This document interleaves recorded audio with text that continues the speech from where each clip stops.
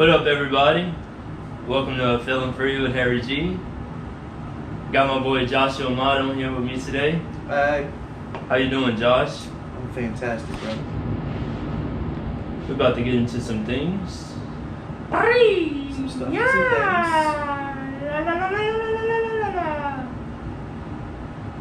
All right, Josh. For the first one, describe who you are. I'm a 35-year-old male.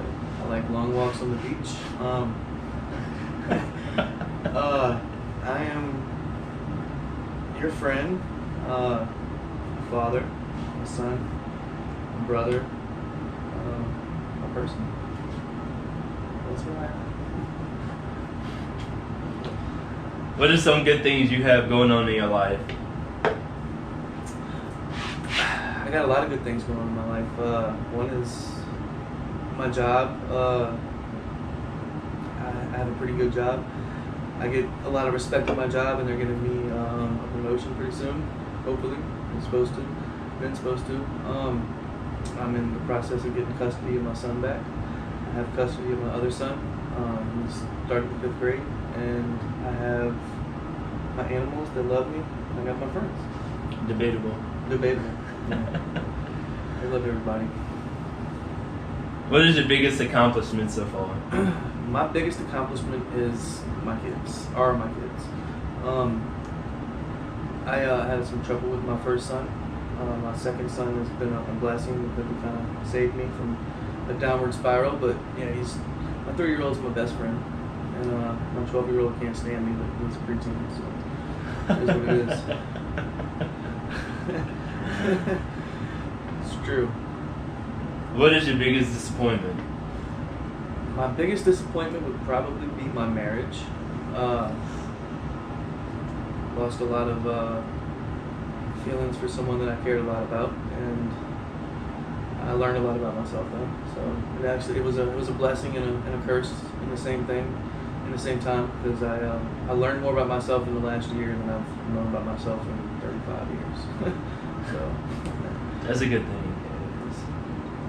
you live and you learn. What is one thing that you change about yourself? One thing I would change about myself is my hot temper. I'm quick to go off, but I've worked a lot on trying to walk away from the situation and calm down first, but I still got a hot temper. When people piss me off, or if I think something's not right, I'm going to speak up about it, and I don't think about what I say before I say it. So I'm going to change that. Can you hear me? Yeah. Give me 2 Now we're minutes. gonna discuss family and upbringing. How was your childhood? My childhood was good. I mean, everybody's got their struggles or whatever, but I was a spoiled kid. I got whatever I wanted whenever I wanted it. My parents had me when they were 40, so there was like 2 generation gaps between us. So we didn't really see eye to eye on a lot of things, and they didn't really understand anything that I was going through. But they made good money, I guess, and they bought me whatever I wanted. They tried to buy me out of being bad. I spent a lot of time trying to find myself in other people, so I hung out with older people. All of my friends were older, so when I was like 12, I was hanging out with like 16-year-olds. Like, my mom and dad were older, so like they would go to sleep at like 8 o'clock and we'd party at my house because they'd be asleep and we could do whatever we wanted. But yeah, it was an eventful upbringing. I did a lot of dumb stuff. I learned a lot of lessons the hard way, and I did a lot of stuff that I'm not proud of now, but everything in my past kind of made me who I am today, so I wouldn't take it back. But I did a lot of things the hard way. Let's put it lightly. What is your relationship like with your parents? My dad was a Marine in Vietnam. He joined the Marines when he was like 18, and he did 2 tours in Vietnam. He was there for like 2 or 3 years, and they wanted him to go back, and he kind of quit. He said, "No, I'm not doing a third one." But my dad's what you would say, I guess, he's emotionally unavailable. He, the war kind of like really messed him up. Like I've been to counseling with my dad, both my parents actually. I've been to counseling with both parents, but my dad specifically. And one thing that he's never talked about is that war. And he's just he's very quick tempered and I'm not as bad as he is, but he's quick tempered and he's Jesus. He's quick tempered and he's just he doesn't hold back. Like but he was never really.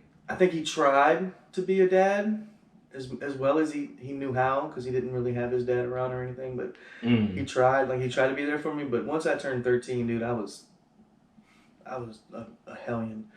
Like, and he just by that point he just kind of, I don't know. He was the bad cop and mom was the good cop, and that's how it kind of worked. Yeah, I can see that. Yeah. Are you closer with one? Yeah, I'm a mama's boy, bro. Mama's boy all the way. My mom has spoiled me rotten to the point that it's been unhealthy for a long while. Not now, but like when I was a teenager and stuff, man. Like it was unhealthy. Like, yeah, she would vouch for me. Like it wasn't her son, it was everybody else. So she just she still do that. She still does that, but she's getting better about it. Like I'm more mature now, so I'm able to like, I see my mom's stuff and I'm able to like kind of deflect it, I guess, a little bit. So I let her be her, because she's 76 years old. I'm not going to change her ever. So all I can do is kind of just do my best to deal with it. But she's trying. If you could tell Missy Lane something that you never told her before, what would you say? I mean, that she did her best. Mama tried. She really did. She did the best she could. My mom was in an abusive relationship before she got with my dad, to the point that she had to pull a shotgun on this dude because he was going to beat her to death. But she tried, dude. Like, she did the best that she could. Like, she didn't understand anything that I was going through, because my mom grew up in the 60s. And the 60s and the 90s were like two totally different things, bro. And she just, like, she didn't get it. She didn't get drugs. She didn't understand, like, any of that. Like, how could you do that? Like, so I found my escape in older kids that like understood what I was going through, but they were doing the same shit that I was doing. So it was difficult. But she tried. Mama tried. She's bad, bro. No, the cat making that sound like. Yeah. She's in there. She's a purr. I keep that. You were also a father to two. Mm-hmm. How has fatherhood been for you? I had my oldest son when I was 22 or 23. I think she got pregnant. I wasn't ready to be a dad, dude. Like, I wasn't ready. I was not ready at all. I wasn't done partying. I wasn't done like, I was a rebellious 20-something-year-old too, because I couldn't find my place, I guess. But my mom actually raised Caden as much as I did, because like I could leave him at my mom and go do whatever I wanted to do. So she had a big part in his life, and it's actually like created a problem now, because like it's become toxic, I guess, because she acts like his parent, but I'm his parent, and yeah, so it's a complicated situation. But me and Caden were like friends growing up. Like I wasn't really a father to him. My second son, I was there for everything. Like, we were best buds. Like, I helped with everything. I was there for the whole pregnancy. Like, I actually became a father and it sucks to say this, because like I feel bad for it, but I wasn't ready when I had Caden. I wasn't ready to be a dad. And me and Caden get along great now, like for him being a 12 or 13-year-old. But it's different with Lane, because I've been a father to him the whole time. Like, it's been me and him, and his mom, and it's a little bit different. I can see the mistakes that I made with Caden in Lane. Like, just not see them in Lane, but see like how to correct them and not end up with the same problems that I've had with Caden. And just Lane changed me. He did. He's my main motivation for everything. Everything that I do. Yeah. is for Lane. Like I try to better myself every day for Lane and Caden, but Lane just he's a special kid. He was. I had Lane right when I needed him. Because if it wasn't for him, I probably went down a whole different path. Yeah. And he saved me. He did. Do you think Caden noticed like the things from that era?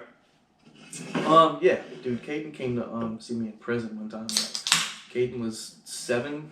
Maybe Caden's 12 now, so about 5-6 years ago. Yeah, Caden was 6 or 7 years old, and he came to see me while I was in prison in boot camp, and like he knew something was up, but he also knows that like even his mom tells me to this day that like she's like you're always there for Caden, like no matter what, if you're always there for him, and that's true. I wasn't there for him like as much when he was a toddler and stuff like the age Lane is.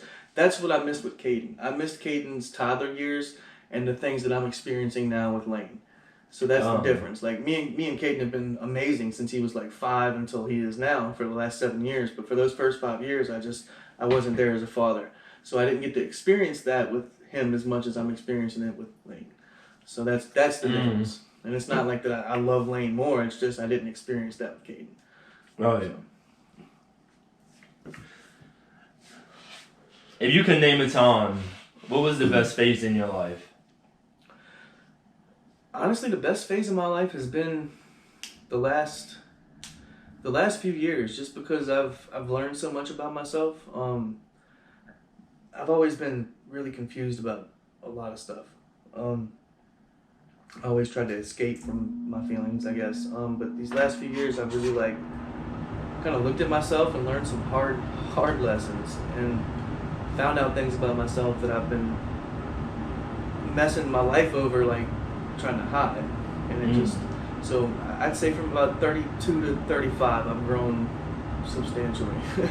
So yeah, right now is the best version of me that I could ever think of being. Because before, I wasn't who I am right now, and everything before made me who I am right now. But right now is like where I've actually like applied it and learned it. I learned from my mistakes. Because you can learn from your mistakes and still not change your behavior. Right. But I've actually like attempted to change my behavior. And I feel like right now is my favorite. What would you say was the worst phase of your life? Worst phase of my life was from the ages of 25 to 30. I was in a toxic relationship. I was doing hard drugs a lot. Just everything that I was doing was about dope and getting high, and just it wasn't a life. It was more of a trying to survive and not die, I guess, thing. So that's probably the darkest and the worst phase of my life. What are some things that make you the happiest? My kids. I used to always. Everything was always about me. Even when Caden was young, everything was still about me until we got a little bit older. But now everything is centered on my kids.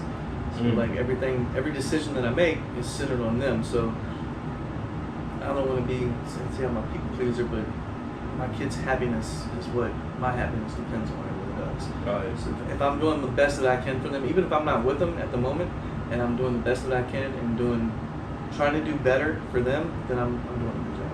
So my kids make me happy. And this cat makes me happy, because this cat is cool. She's weird, but she's cool. What are some things that get you down? Some things that get me down. Unnecessary stress. I'm 35 years old and I'm just now going through my first divorce, and dude, just knowing that somebody loves you and knowing that you love somebody, and just to watch like y'all get to the point where you're like just trying to hurt each other, it's like one of the most draining and just like depressing things that you could ever go through. But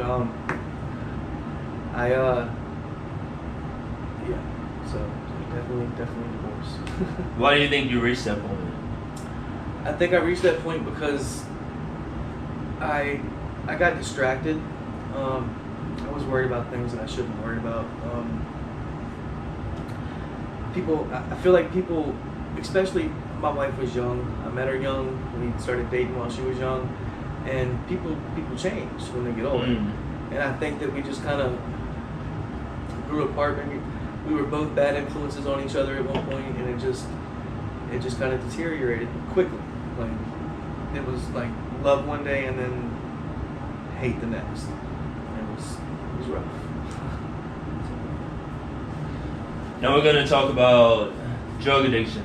Oh Lord. I know you went through some struggles with that, and from a young age, and then you battled it throughout life. So I want to ask you, how did it start, the problems that it caused, and how's the road to recovery? All right. Well, you can see right now that I'm not recovered that much because I drink. but let me tell you. All right. I started using drugs when I was probably 11 or 12. We started smoking weed for the first time. Like I told you, I always hung out with older people. So all my friends, all their cousins were older, and like we would just. I was doing things at 11 that most kids aren't doing until they're like 20. Yeah. And it escalated quickly. Like we started doing X on the weekends, like anything. Like we get our allowance and spend it all on drugs. Like that's just what we did in high school. Serious. We would trip every weekend. Like it was nuts. Like anything we could get our hands on. It wasn't even like we were like addicted to one specific thing. We were addicted to feeling different. And any drug that we could get, we would fucking do it. When I was 16, I was a little street smart when I was younger. I went to a doctor and I kind of knew what I wanted. I wanted Xanax, and I pretty much like preached this dude my story and like told him whatever he needed to hear, and he gave me Xanax. And I think I was a sophomore in high school, dude. And when I tell you that like this dude wrote me Xanax and then he upped the milligrams, like I played him. I mean, I think it was a mutual thing, but when I tell you that, like, I don't remember my sophomore and junior years of high school. I really don't. Like, I don't. It was so bad that I was eating so many pills that I forgot like years of my life. That kind of progressed. While everybody else was in high school looking for like their careers and what they wanted to do and stuff, I was getting high. So it kind of stunted my growth, I guess, a little bit, because I spent all of my 20s like just getting high, and I didn't have any motivation. Like my only motivation was to get enough money to get high, and that was it. And it was failed relationships. It was whatever. Like everything was centered around drugs. Like it was a relationship that I was in and I liked it. It was going good because we had drugs. If I didn't have drugs or something, or if I was doing drugs too much, then it ended the relationship. Like everything in my life that was going downward was because of drugs. I'm 35 years old. I've completed juvenile drug court. I've completed adult drug court 3 times. I've been to boot camp at Elaine Hunt Correctional Facility. I've been to 10 rehabs, 10 times, 7 different rehabs, from New Hampshire to California to Mississippi to Florida to like, my parents and the court. I would get in trouble. They would ship me off to like go send me to get fixed to a rehab or something. Like they would think that I'm going to go there and there's going to be some kind of miracle cure and I'm going to come back and I'm not going to want to do drugs. And that wasn't the case, because every time that I would come back, I'd hang out with the same people. I'd do the same things. I would. The only thing that I focused on was drugs, and it took me a long time. I've had several relapses. I've had several it would always resort back to drugs. But in the last few years, that hasn't been the case. I finally, I don't know if it was just Lane, or if it was me almost losing Lane to, I don't know what it was, but something just clicked, and I quit using. I haven't done any drugs besides beer, and I smoke weed. That's it. Like I have no desire anymore. And it's crazy for me because like my whole life I was told that if you don't go to NA or AA, you're not going to get clean, you're not going to get sober. I've tried since I was 16 to fake it till I make it. It feels like a cult to me, almost like religion. But it never fit me. I was always being somebody that I wasn't. Yeah. And when I found out that like I didn't have to use to escape from things, like I've felt more feelings in the last 3 or 4 years than I've felt my entire life, and that's because I would numb those feelings out and not want to feel them and think that I was doing something good for myself, but it would always lead to a downward spiral and I would lose everything that I had. I would build everything up and I would tear it all down, like, just every time. I've built a life for myself 3 or 4 or 5 different times and torn it down every single time over drugs. And it's because I get complacent and bored and I feel like I need something. But that's not the case anymore. Like my son drives me. Both of them now, because I mean I do what I do for both of my kids. Yeah. But Lane, especially just because of the situation that I'm in with his mom, and I just want to do good by him and Caden, and he's my motivation to keep doing good. Are there any drugs that you haven't tried? Not a single one. Which one do you think was the worst? Heroin, no doubt about it. Oh wait, no. Heroin, because I started using a needle when I started using heroin, and that's a whole different ball game. But Xanax is probably the worst because, dude, when I tell you that I've wrecked 7 brand new vehicles, I've been to jail countless times, stolen things from my friends. Like I've lost whole relationships. Like I've stolen my friend's wallet and helped him look for it on Xanax. Yeah, dude, I'm telling you, like that's what I was like. And it's crazy because like it's as soon as it enters my body, it makes me into a completely different person and I black out. Yeah. And it's every time. Like there's no like I take it one time and I have a good time and then the next time it's like bad. No, it's every time, dude. And it took me like 10 years of trying it like every once in a while just to make sure that I still couldn't do it. To like really see like I really can do it. And Xanax was just because it's what started me on the path to keep doing drugs, because the doctor prescribed it to me when I was 16. I had them. People liked me because I had them. Like, and it was a good time. I don't remember any of those good times, but because it works. The reason that since I was 12 or 13, I've struggled with anxiety and depression. I've been on medication since I was 12 or 13. And the reason that people get addicted to Xanax is because Xanax works. Like, if you're stressed or you're anxious and you take one of those, dude, you're not anxious no more. But it works too well. Like, you can't, like, that's why you're not supposed to be on it for long periods of time. But, dude, I started taking them and, like, I didn't want to feel, like, no more. Because that's what it does. It takes away all your feelings. And it makes you, like, you have no inhibitions whatsoever. That was like when I went, and I think we were staying with each other. And I went to the hospital and Dave told me I had anxiety and it was like, oh, we'll give you Xanax. But I didn't take it, remember? Because I was like, all I thought about was that night when I took it at that festival. And I don't remember nothing. And like, I was like, what? I was like, what? When did this happen? And dude, seriously, people will be telling you like your whole night, like all this stuff you did, and you're like, what? Like, yeah, I bought $30 shirts for all the people on the line. And I checked my bank account and I was like, what the fuck is this? Yeah. But when it comes to like, I'm not gonna pretend that I'm perfect, because I'm not. I just recently started quitting smoking weed because I have to, but I've never had a problem with alcohol. I can drink a few beers and I'm fine, but I still don't drink unless I'm at my house or if I don't have to. Like I'm more careful now, and I just I don't need alcohol when I wake up. I do it socially. If it becomes a problem and I don't do it socially, then I'll have to address that.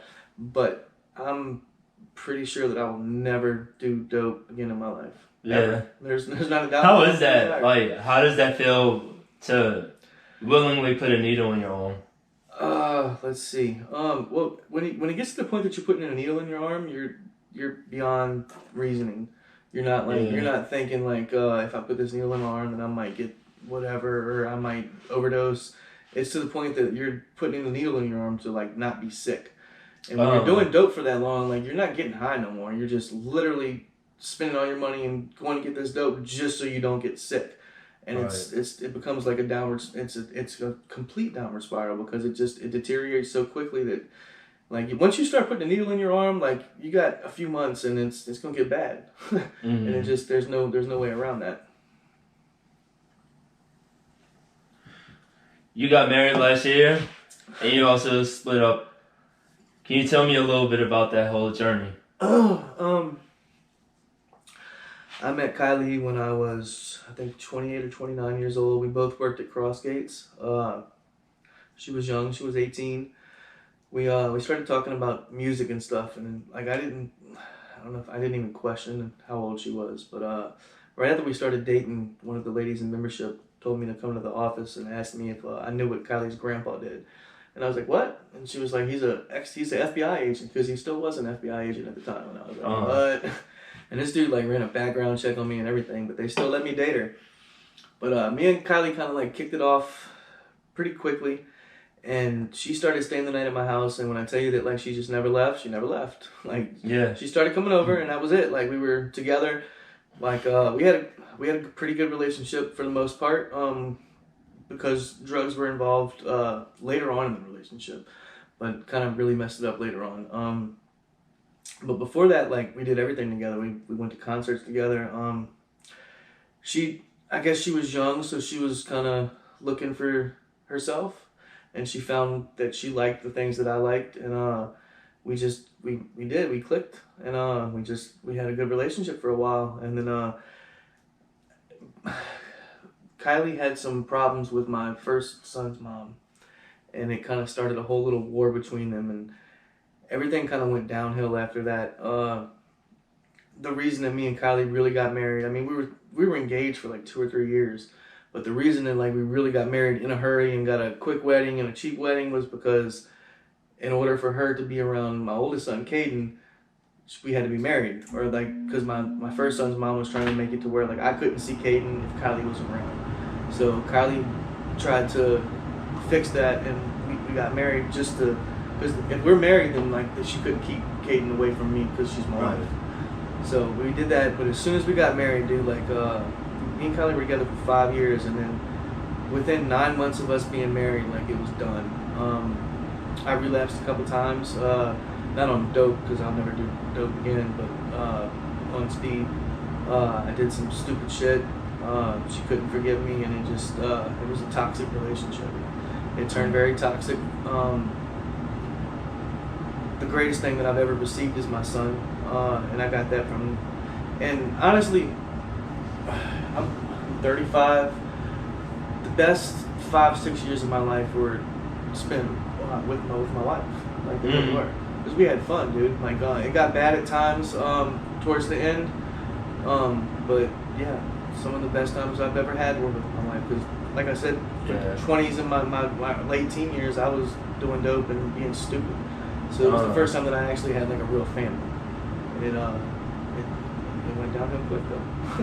Don't get married. Never get married. Don't do it.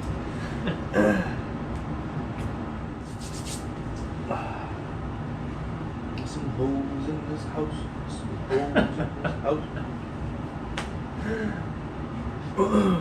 All right, now we're gonna get into some social issues. All right.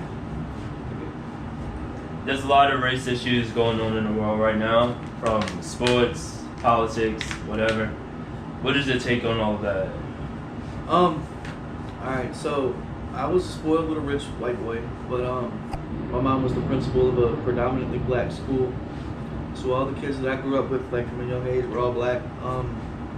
My principal? Yeah, your principal. Exactly. I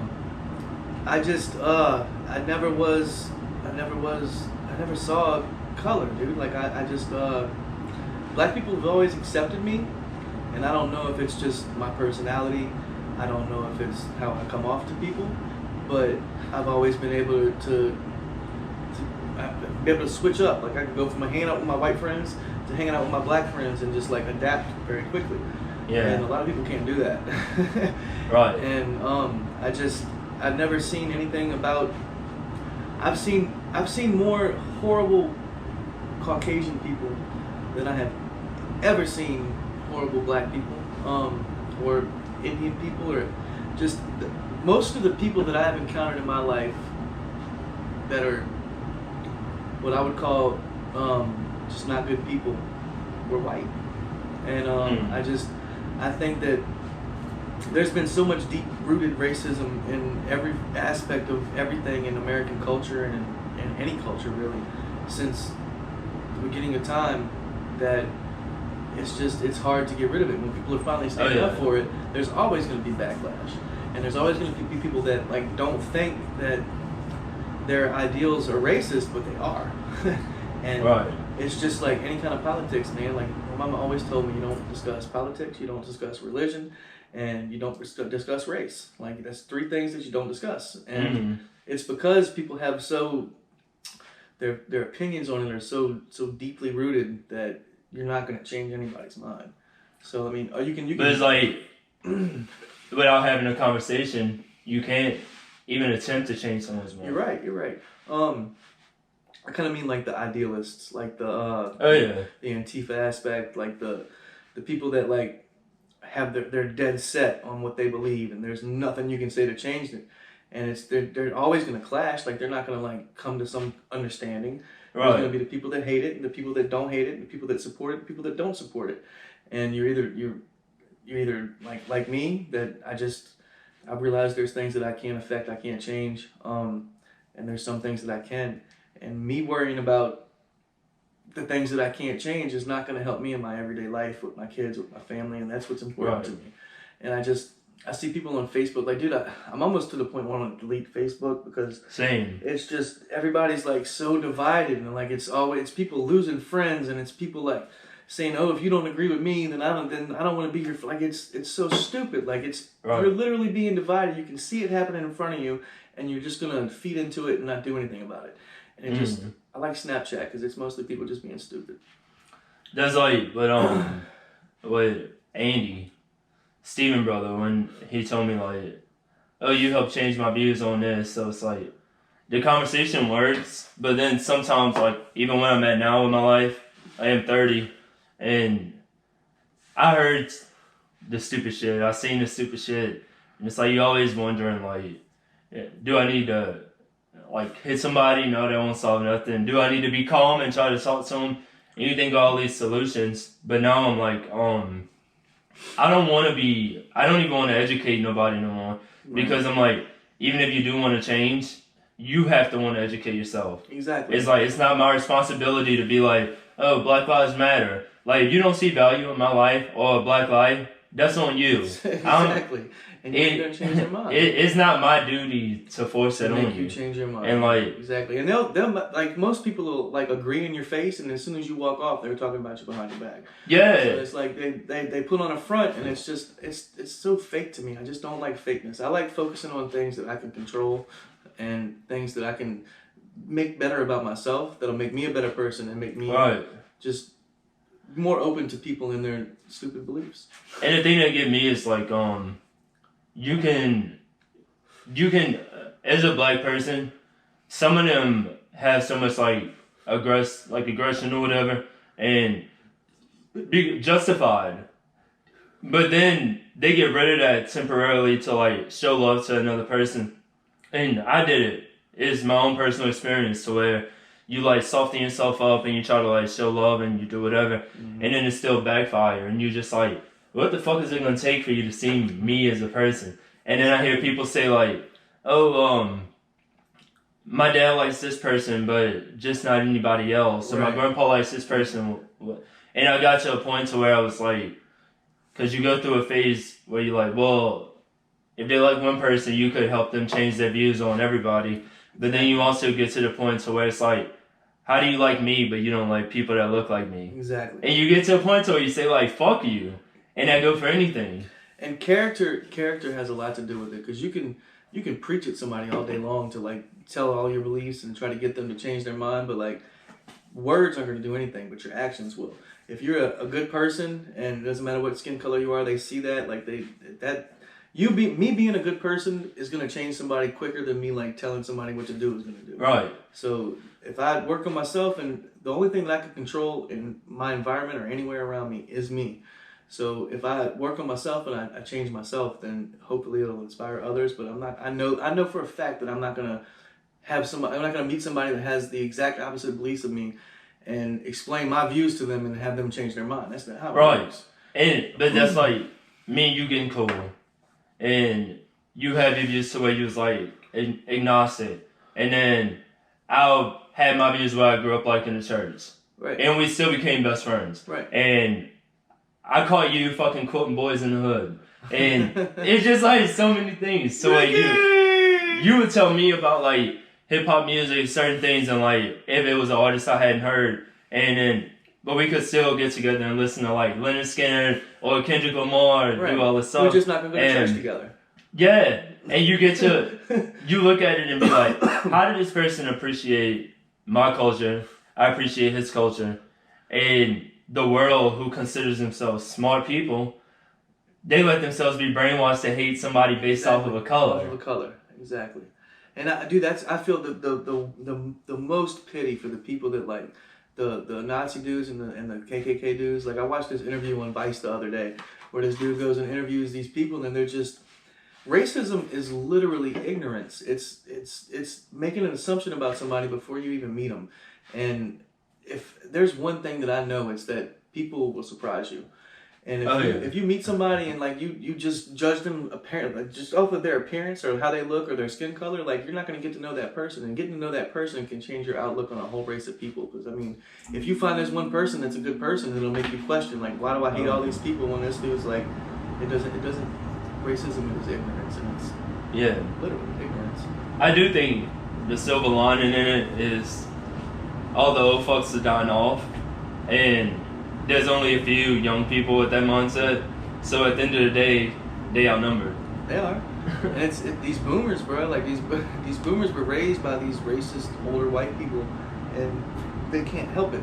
Like they As much as it sucks to say, I mean, everybody's responsible for their own views or whatever, but like when you're raised in something, you're raised to believe something. Do you know how hard it is to question that and to like go outside of that? You have to something life-changing has to happen to you for you to question the beliefs that you were raised to have. Oh yeah, and just like what you just said, I remember I went to an acting audition, and I probably told you before, but when my mom was like, she told my sister to come with me, and I was like, why is she going? She don't act, or she don't have none of that like experience. And they didn't pick my sister after the audition, but they chose me.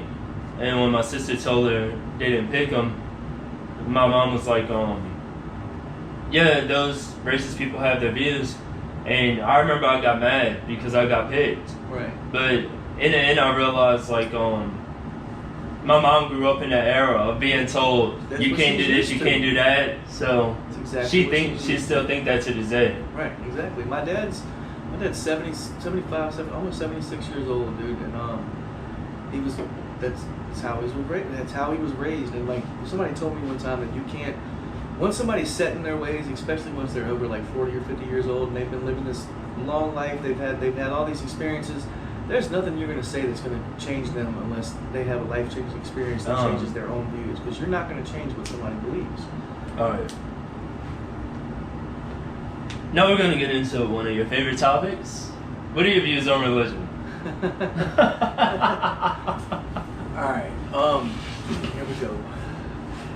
I was raised devout Catholic. My mom retired and works at the church 3 times a week. She goes to church 5 times a week. Like she is Catholic schoolgirl as Catholic schoolgirl gets. I was raised Catholic. But even from an early age, I remember being 8 or 9 and realizing that my dad had my bike that was supposed to be from Santa Claus, and his this is literally what sparked my question of religion. Was my dad had the bike that I was supposed to be getting from Santa Claus in his closet, and for some reason, me realizing that Santa Claus wasn't real sparked some kind of question of, well, then why is Jesus real? And like, people didn't want to hear me ask that. They just didn't. And like, the fact that I had questions and that people were like shooing me away from asking those questions and like just saying, oh, have faith or whatever, it sparked something in me that made me question everything that I was ever told. And it didn't sit right with me. I learned later on in life that a lot of things in the Bible they're not like direct. They're parables. They're supposed to be interpreted to mean something else. But still, like, the questions that I had about these historical events, they have more questions than they have answers. And that itself kind of just turned me against religion. I started listening to music that was not religious, and it kind of like led to my warpath against religion. I felt like everybody that I knew was brainwashed. I really, dude, like for a while, like when I first started questioning myself and what I believed and like why I would say all these prayers every night, and if I messed up I would have to say like extra prayers, like it sparked something in me to like, it gave me a drive. Like I told you that most of my life I spent trying to get high. I would get high and think about why I believed what I believed or what I should believe.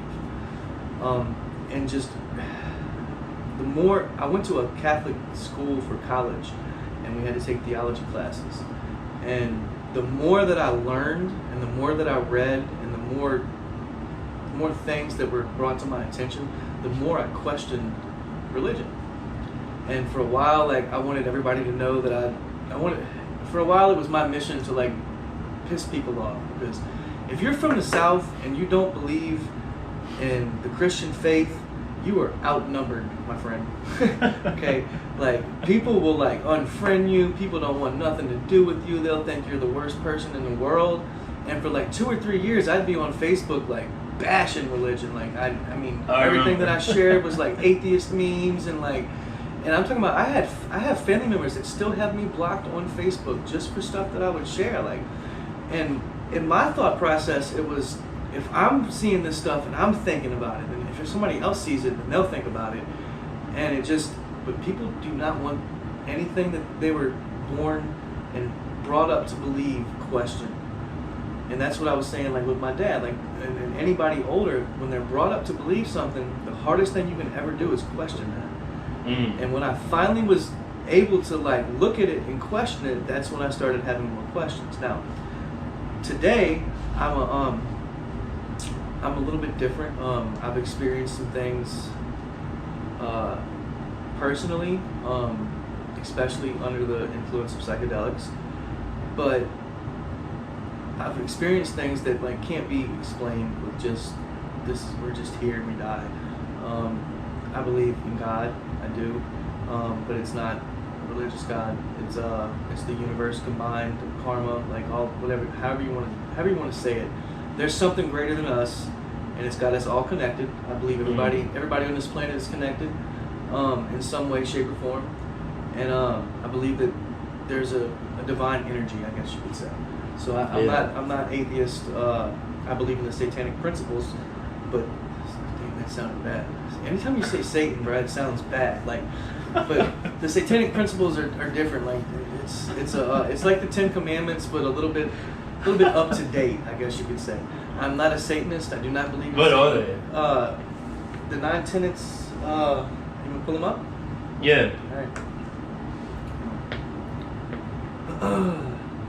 But it's more about how to live your life. It's just like the 10 Commandments, but that's the only way I can put it is it's more modern. I'm serious. Look, you're gonna hear these and you're gonna be like, look, that makes sense. All right? It's common sense stuff. Watch. Okay, here we go.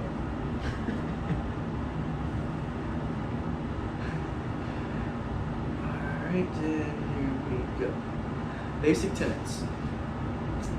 Number 1, Satan represents indulgence instead of abstinence. Number 2, Satan represents vital existence instead of spiritual pipe dreams. That would be me saying like I'm yeah. All right. Number 3, Satan represents undellified wisdom instead of hypocritical self-deceit. Number 4, Satan represents kindness to those who deserve it instead of love wasted on ingrates. Number 5, Satan represents vengeance instead of turning the other cheek. Number 6, Satan represents responsibility to the responsible instead of concern for psychic vampires. That means people that feed off. That means like preachers that get on TV and try to drain people of their money for religion and stuff. That's what that means.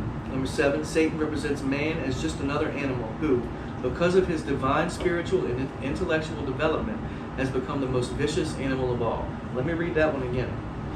Satan represents man as just another animal who, because of his divine spiritual and intellectual development, has become the most vicious man of all. Animal of all, sorry.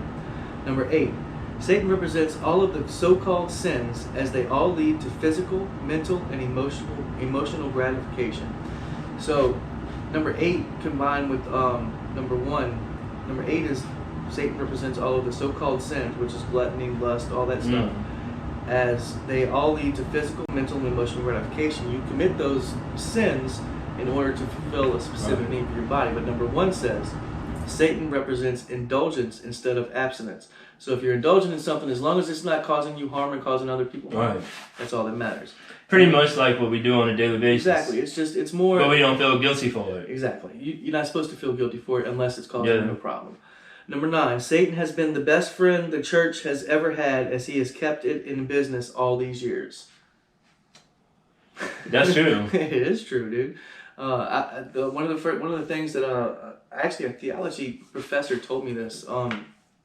One of the greatest inventions the church ever came up with was the invention of Satan, and it's literally documented when they created Satan. Like everything that the church has in its writings that are supposed to be proof can be questioned.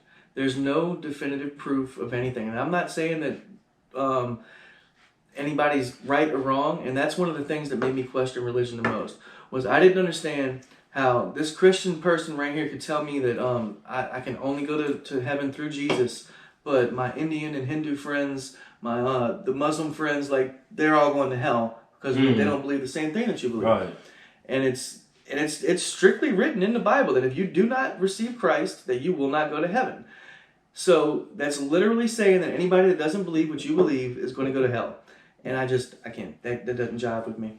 My thing is, even there's a lot of stuff that you read about, but one of the things I read about was how they have African gods, and there's so many of them, from like Ocean to all these people, and they have like the water goddess and all these things. And I read that like black people in Africa didn't practice Christianity until they came over here. But when they came over here, they were slaves, but they were still forced to be Christians. Yes. And I asked my mom about it recently, and because how we grew up like hardcore Christianity, that's not a conversation. And it made her mad, but she know I'm the child that's going to question stuff. Yeah, that's gonna keep going. But I wonder now too is because I do believe in God, but I do question like the religion part, because I always think if black people do come from Africa and they had their own gods that's dating before BC, then I don't think they should be shunned just for the sake of what we learned in America. Right. Yeah. And it reminds me of a meme that I shared before. Ricky Gervais has got some really good... I love Ricky Gervais. He's got some good quotes, bro. And one of his says that there's 296 gods in the history of mankind. But yeah, yours is definitely right. Like, you can't... If you believe one thing, then you're discounting every other thing that anybody's ever believed. And if you're not open-minded about that, and you can't like look at it and say, hey, look, maybe I don't know everything, and you can't be open-minded about it, then you're not getting nowhere. You're really not. And my thing is, because I believe in like the God that's in the Bible, but I do struggle sometimes to be like, because I question everything. Right, and you're supposed to. Everything, and so it's like I'm always authority. I think of stuff like people that's Republicans. Most of them only Republicans because their parents raised them to be. People that are Democrats only Democrats because their parents raised them to be. People that are Catholic and Christian because their parents raised them to be. Yeah. If you let me ask you a question. If you weren't born to your mother and father, and your mother and father gave you up for adoption, and you were born in China, and you were raised Buddhist, you'd go to hell. Right. And that just, the division of it and the uncertainty of it is what the Bible's got some good stuff in it. Like it really does. Like it's got some things that'll make you question all kind of stuff. But when I went to Holy Cross and I found out that the Bible was put together and certain books were taken out of it that didn't go with the plan that everybody else had. Like they picked and chose what they put in the Bible in order to fit a certain agenda. And like there's still those books that you can't see. Like in a lot of African religions use those books that they don't have in the Bible. And it's just if you exclude everybody and say that everybody's gonna face certain damnation if they don't believe exactly what you believe, that throws me off right there. Right. And it's just I believe that if being a Christian makes you a good person, like Matt said today, like if you're a Christian, you have hate in your heart, you're not a Christian. Right. Like you can't say that I'm a Christian, but I don't like them gays. Like, right. You're not a Christian. That's not what Jesus taught. That's not like. And even if you use Jesus' teachings to make you a better person, and it makes you to like go out and do good in the world, and you're helping people, and like you're doing the best that you can, I'm all for it. But if you take that religion and you try to tell me that I'm going to go to hell because I don't believe what you believe, then that's a little different. And that's like even conversations that with me and Matt. I told you before, like, stuff that Matt said that pissed me off. Yeah. And then me and Matt had good conversations. And he would tell me, like, oh, he wanted Killian to go to Pope. And that's fine. It was, at one time, he had his views on public school versus private school. And it go back to what we talked about with how you grow up. Exactly. And we was Catholic until I was 10 years old. Mm-hmm. And then my parents got away from it. And then Matt had his way he grew up. And Matt is like, Matt don't even belong here on earth. This dude is like an angel. But he, after talks he understood where I was coming from. Like, I was like, bro, just because you send a kid to Pope, they still smoke weed. They still go out and do drugs. Hey. They still party with the North Shore kids and Slidell High kids. Like, there ain't no difference. Exactly. You know what they called it back in my day? And it was popos. You got the popos coming over there? Yeah. But it go to show you that, like, we all the same people. Exactly. Like, I would rather my child go to a public school and smoke weed than go to a private school and get drug tested. Yep. Because at the end of the day, a teenager is going to be a teenager. Exactly. And they're going to rebel. They're going to do whatever. And at Pope, they be hair testing those kids and doing all kinds of shit. And I'm like, I don't want my kid to get expelled from being a kid. Exactly. There's no, as a parent, you can't make your child not smoke weed. Let me ask you this. If religion was required to not be forced on a child, if kids were allowed to wait until they, like, you know how kids are allowed to wait until they're 12 or 13 and they can decide what parent they live with? Yeah. If they were 12 or 13, they weren't raised, like, being told that this was the only way, this is, like, the only thing you can do, like, you can't, like, question that. If they were made to wait until they were 12, 13, when they, like, could think for themselves, and they got to choose a religion, what do you think they would choose? Do you think that somebody that had never been exposed to the Bible would read the Bible and be like, oh yeah, that's definitely it. That's what I want. I don't think nobody would choose religion. And the only reason why I said that is because premarital sex. And as much as to a diehard Christian, my statement might sound terrible. You can be the most diehard Christian ever, and you having sex. You still lusting. You having sex. And the thing is, like, if somebody harm your family, you gonna break those 10 commandments and go back. Exactly. Yeah, so and you can't pick and choose what fits your narrative at the time. Yeah. To say that it is true, because like you can't say I'm a Christian, I love all people, but this verse in the Bible says that gay people are an abomination. Like that's not how it works. You can't say that something's outdated and then something else isn't. Like it says in the Bible that you can't lay in a bed that a woman's had a period in. Bro, I'm going to hell. Because like but you can't, and it's in the same exact book that it says that homosexuals are an abomination. Eating too much, anything, all that. Like you can't like pick and choose what you want to do. Like one person can eat too much, one person can lust too much. I was drinking all his beer. Like I drank like 15 beers, and that's gluttony, because it really is. You just, and that's what gets me about religion, especially like people like Joel Osteen. Do you know Joel Osteen I think he got sued. I know there was a big story about it, but he got criticized because he never says anything about hell. He never says anything about any bad stuff that could happen. All he talks about is positive stuff. And people were getting mad, saying, "Look, like you're not telling these people that if they go do all these sins and stuff, that they're not going to be forgiven. They're going to hell." And he's like, "No, that's not. But you can't talk about God and not talk about the devil because they're counterparts of each other." So do you believe the devil is real? No, I do not. I believe that the devil is made up by the Catholic Church to scare the hell out of people, and it's worked for a long time, dude. I heard a lot of people say that. A lot of black people say that. I think that there's good energy and bad energy, and I think that's where God and Satan kind of evolves from. I think that there's, because dude, I can tell you firsthand that karma is real, bro. I've done some bad shit in my life, and I've had some bad shit happen to me. Same. And I've also done some good stuff, and I've felt the results of karma, and that's what makes me kind of like, because for a long time I was atheist, like I was a diehard atheist, but certain things like just they showed me that like just connections that I've had with people, things that I've seen happen in front of me, there's something greater. There's good energy, there's bad energy, and it kind of depends what you manifest in your own life and what you focus on. Because if you focus on bad shit, I promise you bad shit's gonna happen. If you focus on good shit and you like talk that shit into existence, it's gonna be good. I remember I was probably 19 and I stole somebody's phone out the locker room, and I was at Southeastern, and within like 3 months I was in the locker room. Yeah. And my phone and my brand new watch that I got for Christmas got stolen. Tenfold. I had never stole again because I was like, because it's real, dude. I'm telling you, like you go fuck somebody over, and I promise you, you're like about to catch a court case, or like somebody's gonna rob you or something. Like if you're, I don't even steal at self-checkout. I feel like whatever energy you put out there is what energy you're getting back. And if you go out there putting out like, it ain't even gotta be like positive energy, but just like don't be a dick.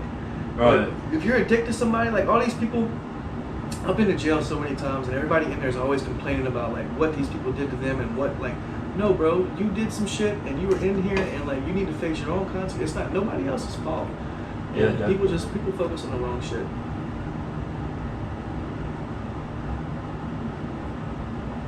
And speaking of jail, my next topic.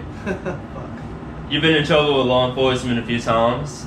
So if you could describe some of the times in your life and how they have impacted you. So it's all drugs. Dude, I'm serious when I tell you that I've wrecked 7 brand new vehicles on Xanax. Just totally. I remember my friend, I have tattoos on my arms, rest in peace, Ryan Patrick Brewer. He was my best friend, but we did a lot of dirt together. We used to do drugs, bro, and we would ride around in my car, and like I remember one night we had a ball that flashed blue and red, and it looked like police lights. Mm-hmm. So we were riding around in Slidell, like trying to pull motherfuckers over to jack, like barred out. Like Xanax is a terrible drug. But I mean, like, and we tried to pull this one lady over, and she kept running from us. And I don't know why my dumbass followed her, but her husband was a cop, a Slidell cop, and she pulled on the 3rd Street, bro, and like pulled it into the police station. And my dumbass followed her. And when I tell you they had like 15 cops waiting for us, bro, and beat our ass. Oh my God, they beat our ass. But like, yeah, dude, I mean, just dumb shit, dude. Like, I was in juvenile drug court, and I remember me and my friend Nikki used to smoke on the way to drug court, and we'd have people piss for us, and we'd bring fake piss in. 16 years old, going into drug court, passing drug tests with fake piss, smoking on the way there. Like, I did some dumb shit, man. It got out of hand. Real quick. And I've had periods of my life like I would use, and then I would be clean for a few years, and I'd do great, and then I'd set up this like beautiful life for myself, and then I'd slowly start sinking back into it and lose everything. And I remember I was in drug court for the adult drug court for the 2nd time, and I had been clean a year. I was on house arrest. And I violated house arrest by going to buy a vehicle, but I had never failed a drug test. I had never missed any meetings or nothing. Like, I was perfect. And like, drug court's an 18-month program, and once you do a year, you're like graduated, but you're just in the final phase for 6 months. And I was at that point. I was supposed to be going to court for that point. And my probation officer showed up at court that morning, and he said, I violated house arrest by going to buy a vehicle and not telling them. And they put me in prison boot camp. Clean and sober for a year, hadn't touched any drugs, alcohol, nothing. Sent me to boot camp. I was in St. Tammany Parish for 3 weeks, and they shipped me to Elaine Hunt Correctional Facility on Christmas Day. It was the shittiest Christmas I've ever had, bro. But I went to prison, and they called Hunt's mini Angola. But like, dude, I'm talking about like, imagine boot camp, like a Marine boot camp, but then put it inside of a prison with prison guards. And bro, when I tell you, like, this shit, like, we would stand at attention for like 8-10 hours, just like couldn't move. And I guess I needed to learn patience. Yeah. But everything that I've put myself through in life has taught me something. You still do. Yeah, I do. Right, it's a struggle. The struggle is real, and always have to put an extra word to calm you down. Yeah, but and it's funny because I haven't been in jail in a long time until a couple of nights ago. My ex said some shit that I did that I didn't do, and they came here and arrested me on a misdemeanor warrant and took me all the way to Covington, and it was an eye-opening experience because when I got to that place, it was like I was sober. I'm like I'm in my right mind. I got somebody on the way to bail me out. Like I shouldn't be in here, and I saw things that I wouldn't have seen previously if I'd have went to jail, because I would get caught up in talking to people and talking shit. But this time I was like, dude, yeah, I really don't want to come back here.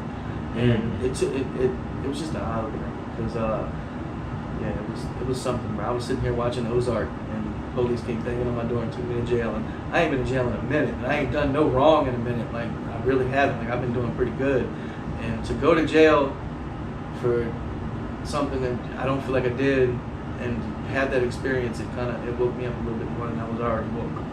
Did you not feel like you did it, or did you not actually? I didn't do it. No, because he came here and he told me, he's like, you busted her window. I'm like, you got some video of me busting her window? Please let me see it. He's like, we didn't have to show it to you. I was like, all right, take me to jail, because I'm gonna beat it, because I really didn't do it. Like, you can't have video of me doing something I know I didn't do. So yeah, it is what it is. We'll fight it in court. If she sees this, hi Kylie.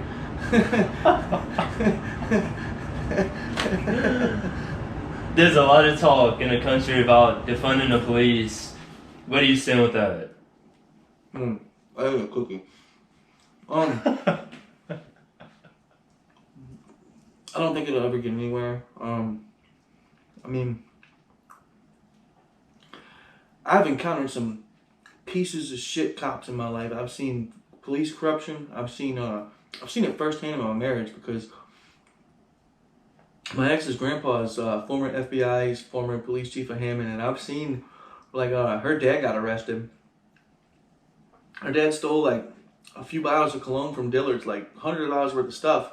And I saw this man get arrested. Not saw him get arrested, but he got arrested. He went straight to the jail and he walked straight out the back door. Like I've seen people, I've seen police corruption in my life, a lot of it.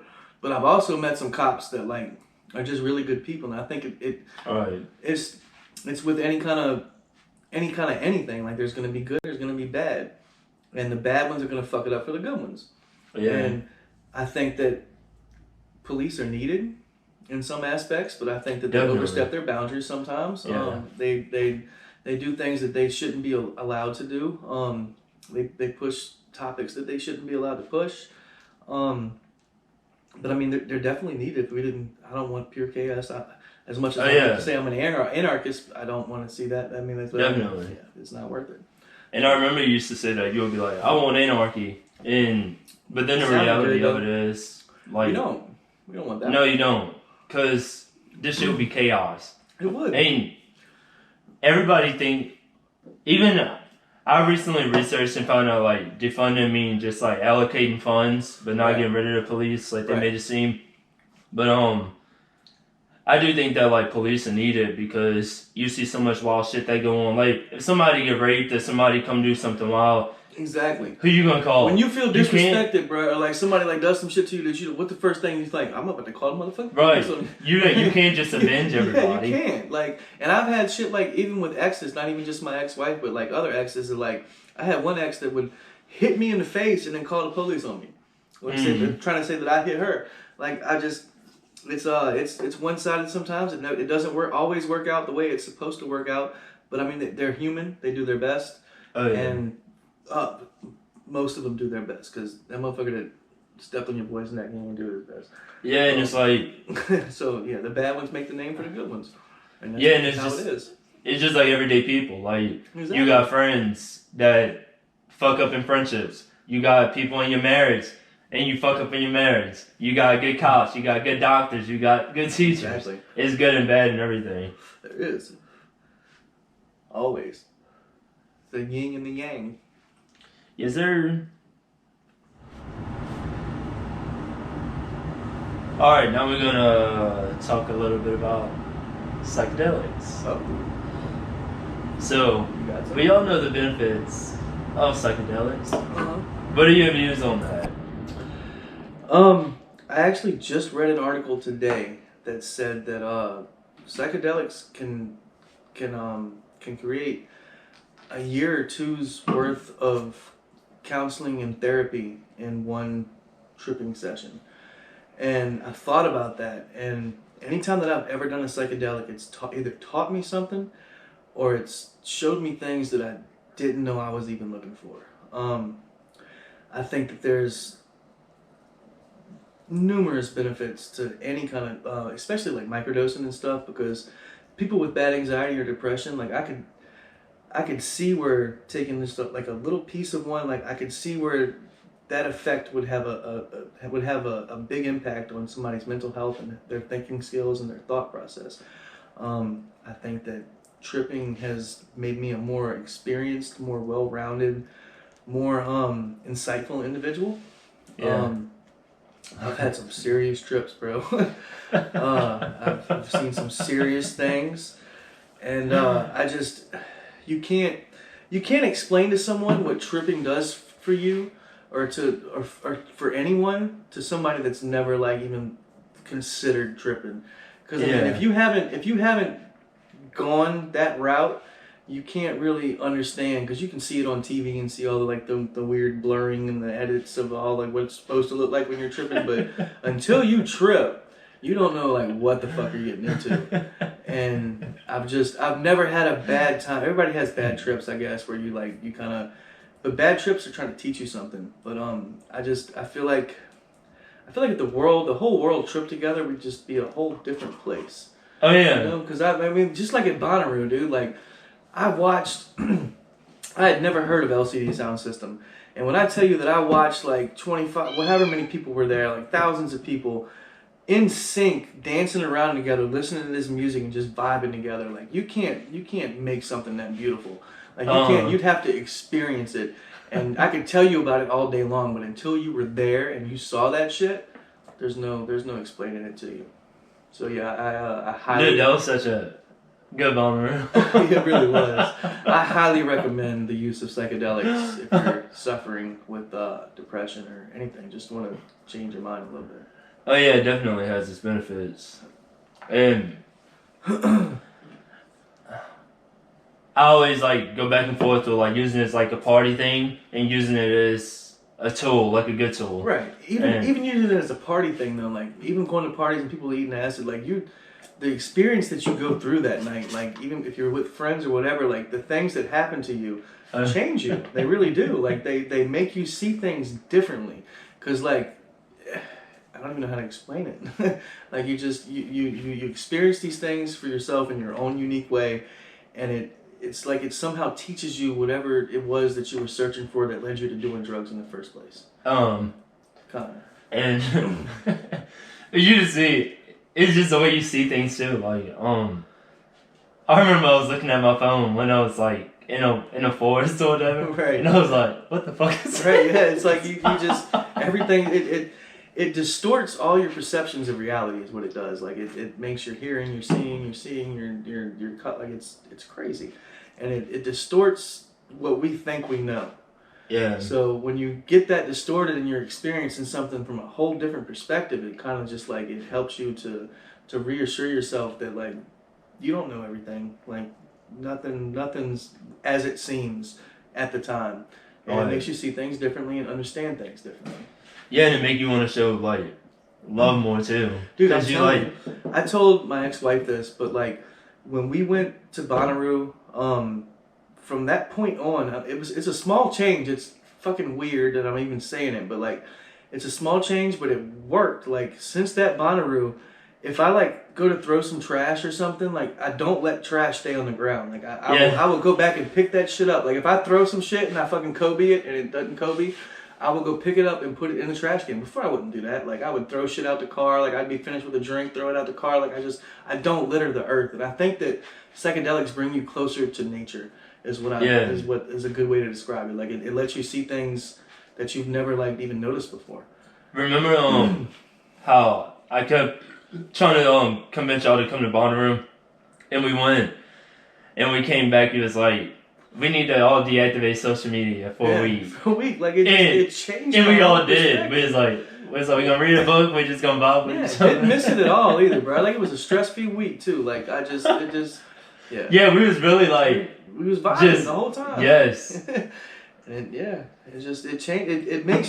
changes the way you see things, and the experiences that you have an effect on you, and it works. Mm-hmm. It does. Speaking of social media, do you think it's a good thing or a bad thing? I think that social media has ruined this entire world. But at the same time, it's just like everything. It's got its good and its bad. I think that the world was a much simpler place before the internet, because the only things that people knew as a collective was like what they were showing on the news or whatever. With social media, you have like instant access to everything as it happens right now. And it changed the world. It did. Like it's changed the way people communicate. It's changed the way people see each other. It's changed the connections that people have. Because I mean, I'm still friends with on Facebook, like people that I haven't seen since the 3rd grade, but like they still have an opinion on some of the things that I post. And it's just, people didn't have that before. And I think that the way that it's changed the world is like we have instant connectivity. You can connect to anybody around the world. You're more cultured. You see people in their daily lives, but it also like it brings out the hate in people. Like, people like I said, I'm seriously thinking about deleting Facebook just because I see people like arguing about things that like you're not gonna go on somebody's post that they posted about politics or whatever the fuck it was they posted about and change their mind on the subject. So like you're going on there just to either troll them or like just to argue with them and hear yourself talk. So like it divided people. And, it connected people and divided them at the same time. If that makes sense. Right. Exactly. Do you think it's detrimental to relationships? Yeah, I do. I think, first of all, in order to have a successful relationship, you have to have trust and communication. But before, like, our grandparents, they didn't get divorced and shit. Like, that was not just because it was against religion, but because, like, they stuck with each other. But with social media, you have so many more people paying attention to you. And as humans, we crave attention. Like, that's why Facebook and that shit's so addictive, because you get those likes and you want to keep getting them. It's almost like a fucking slot machine. It really is. The likes are like a slot machine. But it makes people distracted from their everyday lives and the things that they should be focused on, like their kids or their wife, or and it makes you crave attention from other people when you could be getting it in a healthy way at home. And I think that for the wrong people, social media is a bad thing, because instead of focusing on something like trying to fix your marriage or trying to fix your relationship or trying to communicate with somebody, you're more focused on what other people are liking or like you're like. It creates more problems than it needs to, I guess. So yeah, I think that it can definitely ruin relationships, no doubt about it. Yeah. What is one thing in your life that you regret? One thing in my life that I regret is taking advantage of my parents. Like I said, we didn't have a real big understanding of when I was growing up. They tried their best, but I kind of took them for granted. I let them allow me to do the things that I was doing, knowing that it was wrong. I hurt them. I betrayed them. I stole from them. Hurting my parents is the reason that I try to do better today. It really is. Like my kids, and trying to just show my mom before she's gone that she didn't do that bad of a job. And I want to make it up to them because I was a terrible kid. Terrible. Like I sound like fucking Charles Barkley right now. Terrible. But yeah, just. And how are you taking steps to make sure that your children don't do the same to you? I try to lead by example. For a while, I didn't understand that concept. I go to work every day. I wake up, no matter what, I go to work. And when I'm not at work, I try to spend as much time as I can with my kids. I just spending time with them and being, because my dad was there, but he wasn't really there. So I'm trying to be there and like,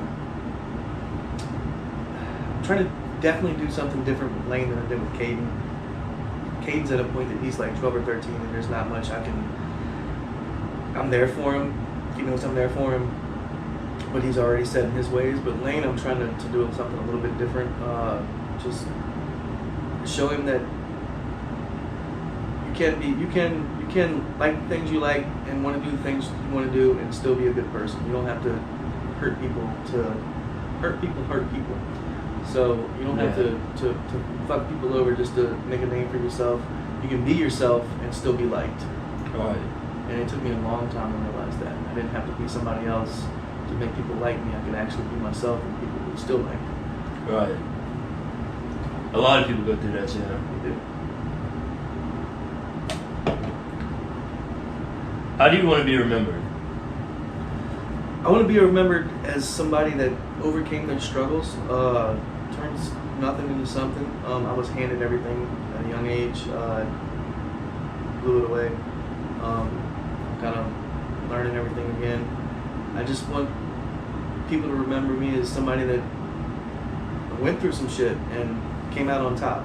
Like I want to be remembered as a good person because I mean I know myself. I know what my intentions for people are and what I'm trying to do with my life, and I want people to see the good in me and not just remember my rap sheet. Describe your friendship with Harold Gibson. My friendship with Harold Gibson. It's hard to be friends with somebody that ain't shit, but I mean, I think I first really I met you at work, and I don't think you liked me at first, but you called me and said that you didn't have nowhere to go. I was like, bro, just come here. And from the moment that you moved in to my house in Kings Point, me and Kylie had just really just gotten together, and people were talking shit, thinking that we was having a threesome or something, bro. I remember that. We were so close, and when you moved in, we clicked and we became best friends, and just I don't know, it's always been a chill relationship. It's always been if there's some kind of drama or something, we're gonna talk about it. It's not gonna be some kind of I'm gonna block you and then we're not gonna be friends no more for a little while. It's not all that bullshit. It's always been real. If there's one word that describes our relationship since I've known you, it's been real. Yeah. So yeah, that's my relationship with this ain't shit ass bitch. Now we can play a quick game of Would You Rather. Alright. Popeyes or Cane's? You better not, you motherfucker. Actually, if it came down to it, I would rather a Popeye's chicken sandwich than a Cane's. Yes. I knew you would come through. Unseasoned ass bitch. Unseasoned ass chicken ass bitch. Would you rather have unlimited money, power, and respect, or unlimited sex? I would rather unlimited money, power, and respect, because with that comes sex. Would you rather freeze to death or burn to death? Oh, shit. Burn to death. Smash, marry, and kill. Who? Beyonce, Britney Spears, Jennifer Aniston. Shit. Smash, Britney, marry, Jennifer, kill Beyonce, because she's the devil. I thought you liked Satan. I do, but like not Beyonce Satan, because she like trying to like drain motherfuckers of their energy and shit. Alright. Smash, marry, kill. Okay. Shawn Wayans from White Chicks, Okay. Rihanna, or Denzel Washington? Hold on. So this is Shawn Wayne from White Chicks dressed up as one of the White Chicks? Yeah. Alright. Smash Denzel. No, I'm sorry, no. Smash Damon, marry Denzel, and then kill the other one. You would kill Rihanna? I'm gonna kill Rihanna, yeah. It's Denzel, bruh. Fuck. Have you seen Man on Fire? Have you seen Remember the Titans? Yes. Yes. MDMA or LSD? Whew, that's a tough question. That's too total. That's like asking, do you want apples and oranges?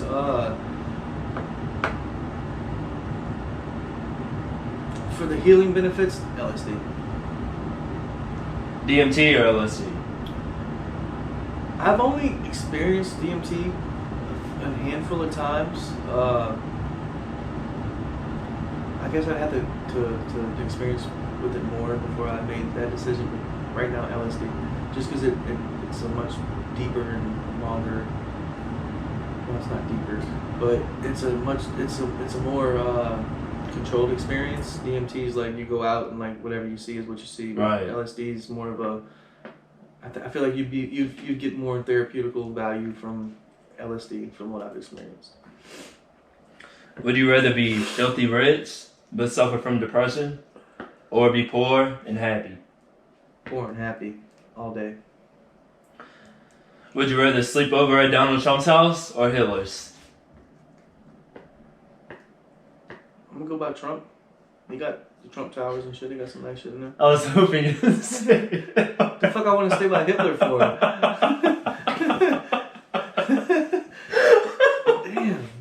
Like I had to think about that for a second. Like, what the fuck am I gonna do by Hitler's house? Would you rather good conversation or good sex?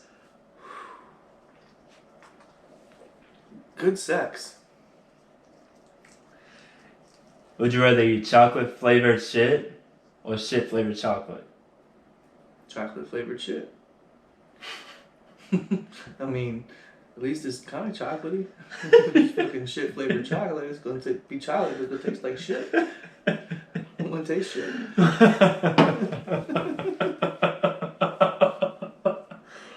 Stop. Would you rather not have sex for a year or have it every day but never come? Not have sex for a year. The fuck is the point of having sex without coming? Who wants to do that? Would you rather listen to old school music or music from today? Old school, all day, any day. Speak to animals or hear people's thoughts?